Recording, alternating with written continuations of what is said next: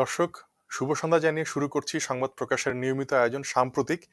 আমরা সাম্প্রতিকই আমরা আসলে যে সমসাময়িক ঘটনাগুলো ঘটে সেগুলো নিয়ে আমরা আলাপ করি এবং আজকে আমরা যে বিষয়টি নিয়ে আলাপ করব সেটি হলো তেলের মূল্য বৃদ্ধি ও জনগণই আসলে ভুক্তভোগী।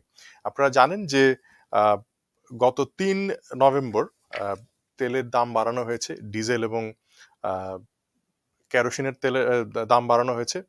ডিজেলের দাম বাড়ানো হয়েছে 15 টাকা। হ্যাঁ, এবং যেটা প্রজ্ঞাপনের মাধ্যমে বাড়ানো হয়েছে, গ্যাজেট প্রজ্ঞাপনের মাধ্যমে। সেটা আপনারা জানেন যে আহ, তবে পেট্রোল এবং অকটেনের দাম একই আছে। এবং জ্বালানি ও খনিজ সম্পদ বিভাগ এই বিজ্ঞপ্তির মাধ্যমে এটা গত আহ, 3রা নভেম্বর জানায় এবং আজকে থেকে সেটি কার্যকর করা হয়। কিন্তু এই হঠাৎ করে ডিজেল ও কেরোসিনের মূল্য প্রতি লিটারে আহ, বেড়ে যাওয়ায় সেটা আসলে এক ধরনের প্রতিক্রিয়া দেখা দিয়েছে এবং সেই প্রতিক্রিয়ার অংশ হিসাবে দেখা গেছে যে আহ, ট্রাক কাভার্ড ভ্যান মালিক সমিতির থেকে বলা হয়েছে যে 24 ঘন্টার মধ্যে যদি জ্বালানি তেলের দাম সমন্বয় করা বা না কমানো হয় তাহলে সারা দেশে পণ্য পরিবহন বন্ধ রাখার ঘোষণা তারা দিয়েছেন আগামীকাল থেকে, অর্থাৎ শুক্রবার থেকে। তো এই বিষয়ে আলাপ করার জন্য আমাদের সাথে আজকে যুক্ত হয়েছেন সমাজতান্ত্রিক শ্রমিক ফ্রন্টের সভাপতি এবং শ্রমিক কর্মচারী ঐক্য পরিষদ নেতা রাজিকুজ্জামান রতন। আপনাকে আমাদের এই অনুষ্ঠানে স্বাগত জানাই। প্রথমে আপনার কাছে জানতে চাইবো যে এই যে হঠাৎ করে দাম বাড়ানো এবং কোনো রকম প্রস্তুতি ছাড়া বা গত কয়েকদিন ধরেই বলা হচ্ছিল, কিন্তু এটি যে আজকেই বা 3 তারিখ 4 তারিখ থেকে কার্যকর হবে সেরকমটি আসলে হুট করে বলা হলো। এবং সেটার সাথে আমাদের যতদূর মনে হয়েছে যে যারা স্টেক হোল্ডার আছে, অর্থাৎ যারা এটার সাথে যুক্ত, সেই সকল মানুষের সাথে কথা বলে তারপর বাড়ানোর বিষয়টি হয়নি বলে এই ধরনের একটা, এই যে পরিবহন ধর্মঘট বা পরিবহন শ্রমিক এবং নেতারা মালিক সমিতি তারা এই যে বন্ধ রাখার ঘোষণা দিয়েছে। এই বিষয়টিকে আপনি কিভাবে দেখবেন? সমন্বয়হীনতা নাকি সরকার আসলে একরকম বাধ্য হয়ে এটা করতে হচ্ছে? এই ব্যাপারটা আপনার কাছে কিরকম? আমাদের বাংলাদেশ জ্বালানি তেল আমদানি নির্ভর একটা দেশ। প্রতি বছর প্রায় 65 লক্ষ টন তেল আমাদের লাগে। এর মধ্যে 70% উপরেই হচ্ছে আমাদের ডিজেল, 1.86% যদি ধরে kerosene, furnace oil 10.5%, jet fuel 6.5%, octane প্রায় 5%, আর পেট্রোল প্রায় 5%। এই হচ্ছে আমাদের সাধারণভাবে আমাদের যদি বলি তেলের যে চাহিদা এবং বিভিন্ন ধরনের তেলের পরিমাণের কথা। বিশ্ববাজারে তেলের দাম বাড়ছে এই কথা বলে আমাদের তেলের দাম হুট করে বাড়িয়ে দেওয়া হলো। এখানে একটা জিনিস খেয়াল করে দেখার মতো, যে সরকারের সঙ্গে তো জনগণের একটা চুক্তি থাকার কথা। সেই চুক্তিটা তো গণতান্ত্রিক হওয়া উচিত। সরকার একটা জিনিসের দাম বাড়াবেন, জনগণকে কি জানাবেন না? সরকার বলছেন যে যদি জ্বালানি তেলের দাম বাড়ানো না হয় তাহলে নাকি আমাদের জ্বালানি সব ভারতে পাচার হয়ে যাবে। আচ্ছা, তার মানে আমাদের বর্ডার গার্ড, আমাদের পুলিশ, আমাদের আর্মি, এত ব্যয়বহুল আমাদের সেনাবাহিনী, তারপরেও আমরা কিন্তু আমাদের সীমানা রক্ষা করতে পারছি না। প্রয়োজনে জনগণের উপর চাপ বাড়াও, কিন্তু সীমানা অরক্ষিত রাখো, এরকম কি কথা সরকারের এই সিদ্ধান্তের মানে এটা দাঁড়ায়? অথবা বিশ্ববাজারে তেলের দাম বেড়েছে, সে কারণে আমাদের এখানে তেলের দাম বাড়বো? গত 7 বছর ধরে বিশ্ববাজারে ক্রমাগত তেলের দাম কমতে কমতে $22 এসে নেমেছিল এবং এক পর্যায়ে এটা 20-22 ডলার, তারপরে $42 এরকম ছিল। সেই সময় আমরা হিসেবে দেখলাম 7 বছরে জ্বালানি তেলের মূল্য সমন্বয় না করার কারণে সরকারের তহবিলে 40,000 কোটি টাকা জমা আছে। সরকার 7 বছর ধরে বিশ্ববাজারে তেলের দাম কমানোর সুফলটা পেলেন, আর 2 মাস তেলের দাম বৃদ্ধির দায়িত্বটা নিতে চাইলেন না। এর মধ্যেই তিনি দামটা বাড়িয়ে দিলেন। এটা গেল এক। 2 নম্বর হচ্ছে, এই দাম বাড়ানোর ফলে কি হবে? যেহেতু আমাদের বিদ্যুৎ উৎপাদন, একটা বিরাট অংশ বিদ্যুৎ উৎপাদিত হয় ডিজেল দ্বারা, আমাদের বড় বড় গাড়ি যেগুলো যেগুলো হেভি ইঞ্জিন, সে মানে covered van, truck, tank, lorry, এগুলো সবই চলে কিন্তু ডিজেল দিয়ে। আমাদের গোটা দেশে প্রায় 13 লক্ষের উপরে পানির পাম্প আছে যেটা কৃষিকাজে ব্যবহৃত হয়, সেগুলো চলে ডিজেল দিয়ে। ফলে আমাদের কৃষি উৎপাদনের উপর তার প্রভাব পড়বে, পরিবহনের উপর তার প্রভাব পড়বে, বিদ্যুৎ উৎপাদনের উপর তার প্রভাব পড়বে। এবং বিদ্যুৎ উৎপাদনের উপর যে মূল্যবৃদ্ধির প্রভাব পড়বে, এটা মাল্টি ডাইমেনশনাল ইফেক্ট হবে। বিদ্যুতের দাম বাড়লে কারখানার উৎপাদন খরচ বাড়বে, কারখানার উৎপাদন খরচ বাড়লে পণ্যের দাম বাড়বে, পণ্যের দাম বাড়লে আলটিমেট কিন্তু সব কিছু গিয়ে পড়বে জনগণের উপরে। আর মাঝখান থেকে একটা ধাক্কা লাগবে কার উপরে? কাভার্ড ভ্যান চালাবে যে ড্রাইভার, আর কাভার্ড ভ্যান চালাবে যে তার সঙ্গে থাকবে যে হেল্পার, বাস যে বড় বাসগুলো চালাবে যে ড্রাইভার এবং তাদের যে হেল্পার, ভাড়া বৃদ্ধি হবে, তার চাপটা পড়বে যখন যাত্রীর উপরে অথবা পণ্য যারা পরিবহন করবেন তাদের উপরে। সংঘাতটা লাগবে কিন্তু শ্রমিকদের সঙ্গে। বাড়তি দামের বাড়তি মুনাফাটা যাবে মালিকের পকেটে, অথবা বাড়তি শুল্ক আসলে সেটা যাবে সরকারের কাছে, কিন্তু মুখোমুখি দাঁড়িয়ে যাবে পরিবহন শ্রমিক এবং সাধারণ যাত্রীরা। পরিবহন শ্রমিকদেরকে বলবে ভাড়া বাড়ানো হচ্ছে, ফলে এই যে পরিবহন যে আজকে ধর্মঘট হচ্ছে, ধর্মঘটের হুমকি দিল, এই ধর্মঘট কিন্তু তেলের দাম সমন্বয় করার জন্য না। তারা বলেছে তেলের দাম বাড়িয়েছেন, কোনো অসুবিধা নাই, আমাদের ভাড়াটা বাড়িয়ে দেওয়ার একটা ব্যবস্থা করে দেন। এবং এই ভাড়া বাড়ানোর নামে তারা কিন্তু আবার অস্বাভাবিক ভাড়াও বাড়িয়ে তুলবেন। এবং এটার পরে যদি আমি একটু সুযোগ পাই, আমি একটু হিসেব করে দেখিয়ে দেবো যে এর আগে যতবার তেলের দাম বেড়েছে, ততবার যে পরিমাণ তেলের দাম বেড়েছে তার জন্য বহুগুণ বেড়েছে কিন্তু ভাড়া। ফলে তেলের দাম বৃদ্ধির প্রভাব জনগণের উপর যতটা পড়েছে, ট্রাক মালিক, বাস মালিক, তাদের উপর কিন্তু প্রভাব পড়েনি, বরঞ্চ লাভ বেড়েছে তাদের। প্রভাব জনগণের উপরে, লাভ মালিকদের। এবারও তাই হচ্ছে। আর সবচেয়ে যে বড় কথা, সরকার যে হঠাৎ করে সিদ্ধান্ত নিয়ে তেলের দাম বাড়িয়ে দিলেন। আজকে আমার কয়েকজন সরকারের কর্তা ব্যক্তির সঙ্গে কথা হচ্ছিল, তারা বললেন আমরা যে আগে সিদ্ধান্তটা জানাতাম তাহলে অনেকেই হচ্ছে স্টক করে রাখতো। তার মানে তেল যে মজুত করে রাখবে তাকে তিনি ধরতে পারবেন না। একটা প্রজ্ঞাপন বা সিদ্ধান্ত, একটা নোটিশ দিয়ে দাম বাড়িয়ে দিলেন, জনগণের সঙ্গে একবার আলোচনা করারও প্রয়োজন বোধ করলেন না। এখান থেকে বোঝা যায় বিশ্ববাজারে তেলের দাম বাড়লে সরকারের তো এখানে একটু কষ্ট পাওয়ার কথা, অস্বস্তিতে ভোগার কথা, সেটা তো জনগণের সাথে তিনি শেয়ার করতে পারতেন যে আমরা এই কারণে দাম বাড়াতে বাধ্য হচ্ছি। দাম বাড়ানো আমাদের ইচ্ছা ছিল না, কিন্তু উপায়হীনতা। ফলে এটা কি জনগণের কাছে বলবার মতন দায় অনুভব তারা করলেন না? একটা নোটিশ দিয়ে দাম বাড়িয়ে দিচ্ছেন, এবং সেই দাম বাড়িয়ে দেওয়াটাও কিন্তু প্রতি লিটারে 15 টাকার মতো দাম বাড়িয়ে দিলেন, এবং সেটা বাড়লো ডিজেলে এবং কেরোসিনের ক্ষেত্রে। এর সঙ্গে দেখুন পাল্লা দিয়ে আবার সাথে সাথে আজকে আর একটা ঘোষণা এলো, এখন এলপিজি গ্যাস যেটা, সেই জি, এলপিজি গ্যাসের কিন্তু সিলিন্ডার প্রতি 54 টাকা দাম বেড়ে গেল। এই দাম বেড়ে মাসের গেল। প্রথম, গত মাসের বাড়িয়ে দেওয়া হলো যে 1259 টাকা করা হলো, পরপর 4 মাসে 4 বার দাম বাড়ানো হলো, এবং এবার দেখুন 4 তারিখে আবার দাম বাড়িয়ে আরো 54 টাকা বাড়িয়ে এখন 1313 টাকা করা হলো। এখন সরকার দাম বাড়ান, আবার ব্যবসায়ীরা দাম বাড়ান, বাজারে কিন্তু 1500 টাকার নিচে এখন আর এলপিজি সিলিন্ডারটা পাওয়া যায় না।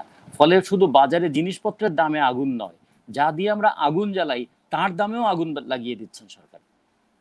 না সেটাই মানে এই যেমন বিজ্ঞপ্তিতে বলা হচ্ছে যে বর্তমান ক্রয়মূল্য বিবেচনা করে Bangladesh petroleum corporation BPC diesel litre প্রতি 13.01 এবং ফার্নেস অয়েল লিটার প্রতি 6.21 টাকা কমে বিক্রি করায় প্রতিদিন প্রায় 20 কোটি টাকা লোকসান হচ্ছে। এবং আরো অন্যান্য যে সমস্ত গ্রেডের পেট্রোলিয়াম পণ্য বর্তমান মূল্যে সরবরাহ করায় সংস্থার নাকি তারা জানাচ্ছে যে 726.71 কোটি টাকা লোকসান হচ্ছে। তো এই যে লোকসানের যে পরিমাণ এটা কিন্তু আমরা দেখছি, এবং লোকসান বিভিন্ন সরকারি খাত মানেই যেন একটা লোকসানি খাত। কিন্তু মানে সরকার যদি ভর্তুকি দেওয়ারও তো বিষয় থাকে যে যেহেতু এই তেলের সাথে অনেকগুলো সেক্টর জড়িত, বিদ্যুৎ, সাধারণ মানুষের পরিবহন মানে গণপরিবহন, আহ, কারখানা, কলকারখানা, এবং হচ্ছে গিয়ে বাংলাদেশের যে সবচেয়ে বড় রপ্তানি খাত গার্মেন্টস শিল্প, কিন্তু সেটাও কিন্তু অনেক নির্ভরশীল এই পরিবহনের উপর। কাজে যে ভর্তুকি দেওয়ার বিষয়টি সেটি কি মানে আসলে একটু বাড়ানো যেত কিনা, বা সরকারের তরফ থেকে কতটুকু আসলে জনবান্ধব হওয়া সম্ভব হতো বলে আপনার মনে হয়? ধন্যবাদ। সরকার যে হিসেবটা দিয়েছে যে তার প্রতিদিন 20 কোটি টাকা করে তার ভর্তুকি দিতে হচ্ছে, এবং বছর শেষে এটার পরিমাণ গিয়ে দাঁড়াবে প্রায় 8,000 কোটি টাকা। তো তা যদি দাঁড়াতো, 1 বছর কি ধারাবাহিকভাবে তেলের দাম বাড়তে থাকবে? মনে হয় না। আপনি দেখুন কয়েকদিন আগে দেওয়ালির আগে ভারতে যে দাম বাড়িয়েছিল, আবার কিন্তু দেওয়ালির পরে আবার দামটা কমিয়ে দিয়েছে তারা। ভারতে কিন্তু, ভারতের দাম আমাদের চেয়ে বেশি এটা তারা বলছেন। ভারত কিছুটা তেল উৎপাদন করে, কিছুটা আমদানি করে, হ্যাঁ, কিন্তু আমাদের এখানে কিন্তু বাড়লে আর কমে না, এটা একটা দিক। 2 নম্বর হচ্ছে যে না, আমি ভর্তুকিটা আসলে, একটু যোগ করি। ভর্তুকিটা 2016 সালের 24 এপ্রিল গেজেট প্রজ্ঞাপনের মাধ্যমে বোধহয় তেলের দাম কমানো হয়েছিল, এরপর আর কমানো হয়নি আর কি, যদিও তখন তেলের 2013 সালে একবার তো বাড়ানো হয়েছিল। তখন তেলের দাম কমতে কমতে এমন জায়গায় এসেছিল যে একবার বলা হলো আমরা নাকি আমাদের মজুদের সর্বোচ্চ জায়গায় এসেছি, এবং আমাদের দেশের তেল যে ইয়েগুলো ধারণ ক্ষমতা মানে উপচে তেল পড়ছে, এরকম একটা পরিস্থিতি, মানে এরকম পরিস্থিতি তৈরি হয়ে গিয়েছিল একবার আমাদের। তো যাই হোক, আমি যেটা বলতে চাই যে ভর্তুকিটা আসলে কার টাকায় দেয়। ভর্তুকিটা তো জনগণের ট্যাক্সের টাকা। ভর্তুকির টাকা মানে কিন্তু অন্য কোনো জায়গা থেকে না। আমরা আজকে আবার আরেকটা হিসাব দেখলাম, আমাদের মাথাপিছু আয় আবার বেড়ে গেছে, বেড়ে গিয়ে এখন $2554 হয়েছে। সেই হিসাবে এখন একটা 5 সদস্যের পরিবারের মান্থলি ইনকাম প্রায় 90,000 টাকার মতো দাঁড়ায়। তার মানে আমরা মাথাপিছু আয় যেটা মাথায় আছে পকেটে দেখছি না, কিন্তু তেলের দাম কিন্তু বাড়ার সাথে সাথে আমাদের পকেটে হাত পড়ে যাবে। এটা সরকারের একটা জিনিস খেয়াল করার মতো, যে কিছু কিছু ক্ষেত্র আছে যেখানে আমি টাকাটা সাশ্রয় করতে পারি, আর কিছু কিছু ক্ষেত্র আছে যেখানে আমি টাকাটা ব্যয় করতে পারি। তো আমি ব্যয়ের খাত কোনগুলো হবে? জনসাধারণের জন্য ব্যয়ের খাত যদি স্বাস্থ্য খাত হয়, শিক্ষা খাত হয়, বিদ্যুৎ খাত হয়, কিংবা আমাদের জনজীবনের সঙ্গে যুক্ত যেগুলো। আর আমরা রেয়াত দেওয়ার ক্ষেত্রে বড় ব্যবসায়ী তাদেরকে যতখানি রেয়াত দিতে আগ্রহী, ঠিক সাধারণ মানুষের উপর ব্যয়ের বোঝা বাড়াতে ততখানি কিংবা তার চেয়েও বেশি মাত্রায় আগ্রহী। এ কারণে দেখা যায় যে সাধারণ মানুষের সঙ্গে যে জিনিসগুলো যুক্ত, যে বিষয়গুলো যুক্ত, সেটা খাদ্যপণ্য হোক, গোটা বিশ্ববাজারে খাদ্যপণ্যের দাম কমছে। আমাদের ভারত, পাকিস্তান এবং থাইল্যান্ড 3 দেশের দেখা গেল হিসেব করে চালের দাম গত কয়েক মাসে 15% কমেছে। কিন্তু আমরাও একটা চাল উৎপাদনকারী দেশ এবং চালের একটা বড় ভোক্তা, আমাদের কিন্তু চালের দাম 25% বেড়ে গেছে। ফলে কোনো কোনো ক্ষেত্রে যারা তেলের দাম বাড়িয়েছে সেই ক্ষেত্রে তাদের দুর্ভোগ হচ্ছে। আমরা তো জানি আমরা একটা মানে দরিদ্র দেশ। তার চেয়েও বড় কথা, করোনার ধাক্কাটা আমাদের সাধারণ মধ্যবিত্ত এবং শ্রমজীবী মানুষের উপর কীরকম পড়েছে। দরিদ্র মানুষের সংখ্যা বেড়েছে, মধ্যবিত্তদের সঞ্চয়ে টান পড়েছে। সেই সময় আবার যদি এই তেলের দামের অজুহাতে বলবে যে আমার সবজি পরিবহন খরচ বেড়েছে, সবজির দাম বাড়বে, প্রতি বছর আমরা 20 লাখ টন সয়াবিন তেল খাই, সেটা আমাদের বন্দর দিয়ে আসে, ফলে এমনি তো তেলের দাম দফায় দফায় বাড়ছে, গত মাসেও আবার লিটার প্রতি 10 টাকা বেড়ে গেছে, এখনও এর সঙ্গে পরিবহন খরচ যুক্ত হয়ে জ্বালানি তেল, ভোজ্য তেল, জ্বালানি তেলের দাম বেড়েছে বলে ভোজ্য তেলের দাম বাড়বে, আবার জ্বালানি তেলের দাম বেড়েছে বলে বিদ্যুতের দাম বাড়বে। ফলে এই যে মাল্টি ডাইমেনশনাল ইফেক্ট হয় যে জিনিসটার, কিংবা আমাদের আমন ধান কাটার মৌসুম শুরু হয়েছে, এখন এর পরে হবে কি বোরো ধান উৎপাদনের জন্য, বোরো ধানে সবচেয়ে বেশি পানি লাগে আমাদের, সেই পানিটা দিতে হবে আমাদের ভূগর্ভস্থ পানি তুলে। পানির পাম্পগুলো সবই চলে ডিজেল দিয়ে, অল্প কিছু পানির পাম্প আছে যেগুলো চলে এই ইয়ে দিয়ে, ইলেকট্রিসিটি দিয়ে। ফলে ধান উৎপাদন খরচও বেড়ে যাবে। এর যে বহুমুখী প্রভাব, সরকার যদি চিন্তা করতো আমার জিডিপি যদি 32 লক্ষ কোটি টাকা হয়, সে 32 লক্ষ কোটি টাকার মধ্যে কত টাকা আমার জ্বালানির জন্য ভর্তুকি দিতে হয়? 10,000 কোটি টাকা, 15,000 কোটি টাকা। শুধুমাত্র আমরা এই স্বাস্থ্য খাতেই তো থোক বরাদ্দ 10,000 কোটি টাকা থেকে 7,500 কোটি টাকা ফেরত চলে যেতে দেখলাম। সরকার মাত্র 2,500 কোটি টাকা খরচ করলেন। এমনি করে আমরা অনেক জায়গা আছে যেগুলোকে আমরা বলি যেটা সরকার তার ব্যয় সক্ষমতা নাই বলে টাকা ফিরিয়ে নিয়ে যায়, আর কোনো কোনো ক্ষেত্রে অনুৎপাদনশীল খাতে ব্যয় বাড়াতে থাকে। তাহলে অনুৎপাদনশীল খাতে ব্যয়টা কমিয়ে যেটা উৎপাদনের প্রধান খাত জ্বালানি, জ্বালানির উপরেই তো এখন বাংলাদেশ শুধু না গোটা বিশ্ব চলছে। এই মুহূর্তে আমরা একটা জ্বালানি বিষয়ক কিংবা জলবায়ু বিষয়ক যে সম্মেলন দেখলাম, জলবায়ু বিষয়ক সম্মেলনের সঙ্গে তো জ্বালানি বিষয়ক উত্তেজনাটা যুক্ত হয়ে আছে। এই জ্বালানির জন্য আমরা কি কয়লা ব্যবহার করব, না ফসিল ফুয়েল হিসেবে তেল ব্যবহার করব, নাকি গ্যাস ব্যবহার করব, নাকি আমরা রিনিউয়েবল এনার্জি ব্যবহার করব, তার উপর আমার পরিবেশের উপর কি প্রভাব পড়বে, সবকিছু মিলেই তো আমাদের বিষয়। ফলে যদি ডিজেলের দাম বাড়ানোর চেষ্টা করে তাহলে দেখা যাবে আবার সস্তা ফুয়েল হিসেবে কিন্তু কয়লার ব্যবহারটাও বেড়ে যেতে পারে, সেটা আবার পরিবেশের উপরও একটা বড় প্রভাব পড়বে। এগুলো সব দিক বিবেচনা করে সরকারের যে কোনো একটা দাম বাড়ানোর সিদ্ধান্ত নেওয়ার আগে অন্তত তার যেটা স্টেক হোল্ডার, একটা সংসদও তো কার্যকর আছে না, যে সংসদকে আমরা যাই বলি না কেন, সরকারের সংসদ তো ওটা, আমাদের কাছে গ্রহণযোগ্য কি যোগ্য না এটা বড় কথা নয়, সরকারের কাছে তো খুবই কার্যকর একটা সংসদ, সেই সংসদেও কি এটা আলোচনা করতে পারতেন না? আলোচনা হয়নি। মন্ত্রী পরিষদেও কি এটা আলোচনা করতে পারতেন না? কিংবা সরকার সমর্থিত যে সমস্ত আমাদের অর্থনীতিবিদ আছেন তাদের দিয়েও কি একটা রাউন্ড টেবিল করে জনগণকে বলতে পারতেন না যে ভাই আর পারলাম না, দাম বাড়ানোর এই কষ্টকর সিদ্ধান্তটা আমাদের নিতে হলো কারণ উপায় ছিল না বলে? তাহলে তখন আমরা বলতে পারতাম কোন কোন জায়গায় উপায় ছিল আয় বাড়ানোর, কোন কোন জায়গায় উপায় ছিল দাম না বাড়ানোর। এই বিতর্কটা আমরা করতে পারতাম। এই বিতর্কটা আমাদের করার কোনো সুযোগ থাকলো না। না মানে একটা সেটাই, মানে জনগণের সম্মতি আদায়ের ব্যাপার যদি থাকে তাহলে আপনি যে গণতন্ত্রের কথা বলছেন, যে আলাপ আলোচনার কথা বলছেন, সেটা কিন্তু এটা ঠিকই বলেছেন যে পার্লামেন্ট আছে এবং যে অর্থনৈতিক যে উপদেষ্টা রয়েছেন তারা আসলে এই পুরো প্রক্রিয়ার সাথে অংশ নিতে পারতো, এবং গণমাধ্যমের মাধ্যমে কিন্তু সাধারণ মানুষ যারা আসলে যাদের এক্সপার্টিস আছে তারাও এটাতে অংশ নিতে পারতেন। এবং এই যে জীবাশ্ম জ্বালানির কথা বললেন, সেখানে কিন্তু জলবায়ু সম্মেলনে যে ভর্তুকির বিষয়টি কমিয়ে আনার একটা অঙ্গীকার দেশগুলো, উন্নত দেশগুলো করেছে। তো সেই ক্ষেত্রে বাংলাদেশের অবস্থা যদি বলি, যদিও জ্বালানির কথাই আপনি তুললেন সেজন্য বলছি যে বাংলাদেশে কিন্তু কয়লা ভিত্তিক যে বিদ্যুৎ কেন্দ্র সেগুলো কিন্তু যে 3টি করার কথা সেটা কিন্তু হচ্ছেই। সেটা মানে সেখান থেকে আমরা পিছিয়ে যাচ্ছি না।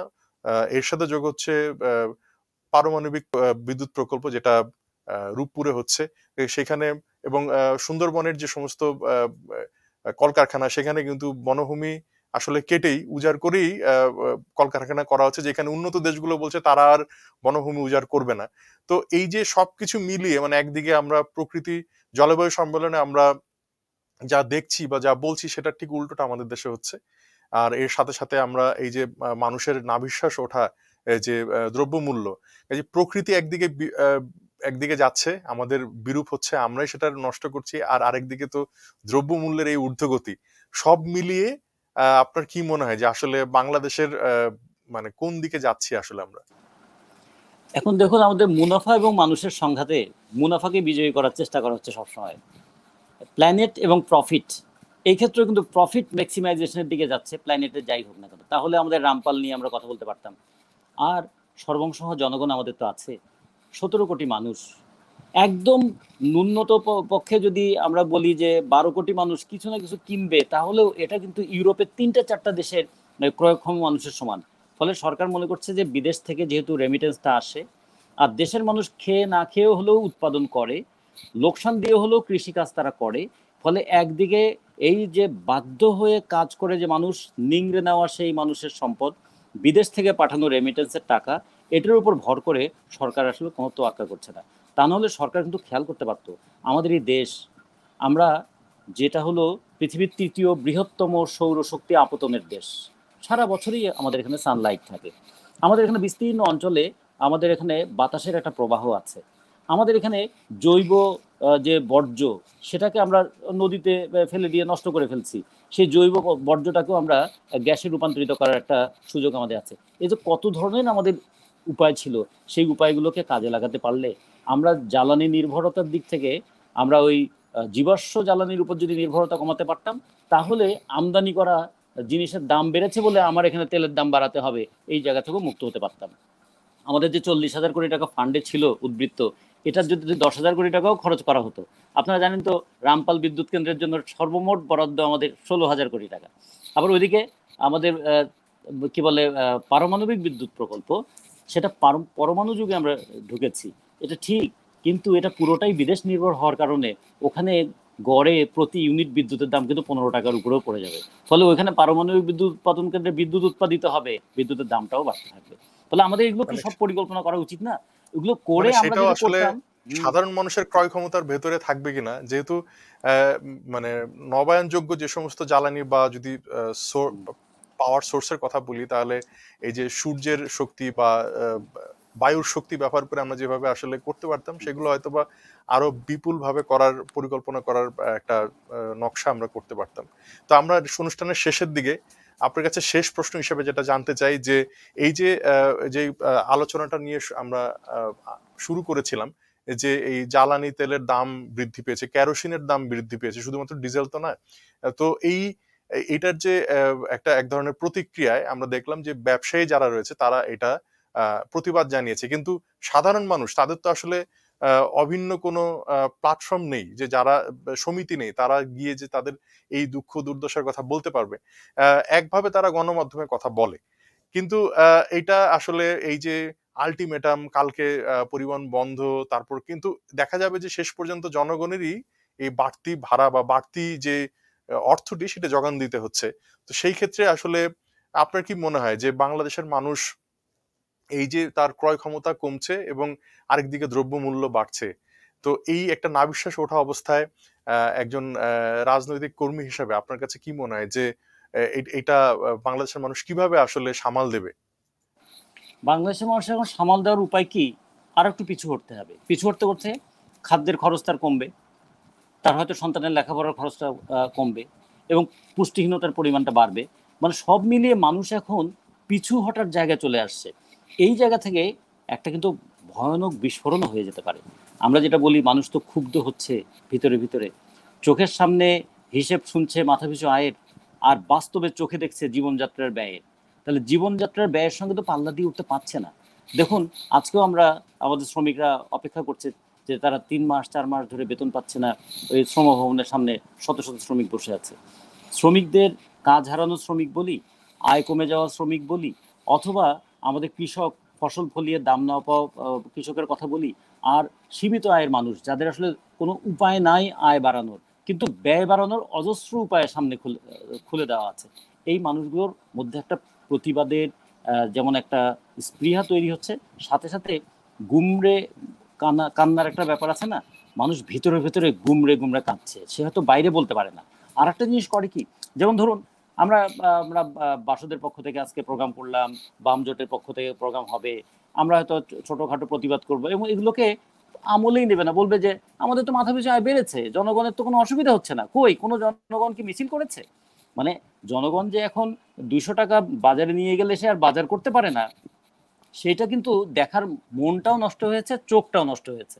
আমাদের এই জায়গায় এখন প্রতিবাদ করা ছাড়া, সেটা গণমাধ্যমে হোক, আপনাদের মাধ্যমে হোক, অথবা ইলেকট্রনিক মিডিয়াতে হোক, অথবা রাস্তায় দাঁড়িয়ে হোক, একটা প্রতিবাদ করে এইটুকু বোঝাতে হবে যে আমরা আর পারছি না।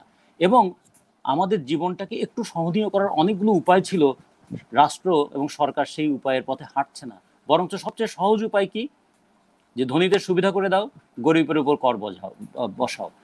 ধনীদের সুবিধা করে দাও, মালিকদের সুবিধা করে দাও, এবং শ্রমিকদের উপরে নতুন নতুন নিপীড়ন বাড়াও। এবং এইটাই চেষ্টা হতে থাকে। ফলে আমরা মনে করি যে আপনাদের মাধ্যমে আমি যারা আজকে এই অনুষ্ঠানটা দেখলাম তাদের সবার কাছে এই আবেদনটা জানাবো, আমাদের যে কষ্ট হচ্ছে এই কষ্টের কথাটা একটু জোরে সোরে বলতে হবে।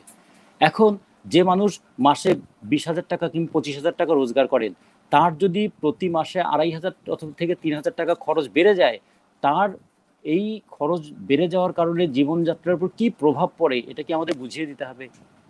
আমাদের কি এর প্রতিবাদ করাটা উচিত নয়? যে দিনে 20,000 টাকা রোজগার করে তার জন্য কোনো সমস্যা নেই, কিন্তু মাসিক ইনকামের এই মানুষগুলো, তারা কি শেষ পর্যন্ত এটা বলবে যে ঢাকা শহরে 50 বছর ধরে আছি, কিন্তু ঢাকা শহর আমার শহর হলো না? আমি সেটাই একটা, হ্যাঁ, এই এই হাহাকারের মধ্যে কি মানুষ থাকবে? সেটাই মানে করোনার সময় আমরা দেখলাম যে বহু মানুষ আসলে আসলে শহর ছেড়েছেন এবং দেখা গেছে স্থায়ীভাবেই তারা আসলে গ্রামের দিকে চলে গেছেন, কারণ এখানে যখন করোনার সময় সকল কিছু লকডাউন এবং এই ক্ষুদ্র ক্ষুদ্র ব্যবসায়ী যারা যারা বাজার কেন্দ্রিক, কারণ বাজারের কথাই যদি বলি, এই কাঁচা বাজার কেন্দ্রিক যাদের ব্যবসা বা আরো ছোট ছোট ব্যবসা, তারা আসলে আর শহরে তাদের জীবন ধারণ করা আর সম্ভব হচ্ছিল না। রাজিকুজ্জামান রতন, আপনাকে অনেক ধন্যবাদ আমাদের সাথে যুক্ত হওয়ার জন্য। এবং দর্শক, আপনারা যারা এতক্ষণ সংবাদ প্রকাশের সঙ্গে ছিলেন, এই অনুষ্ঠান দেখেছেন, সবাইকে শুভরাত্রি জানিয়ে এখানেই আজকের মতো শেষ করছি।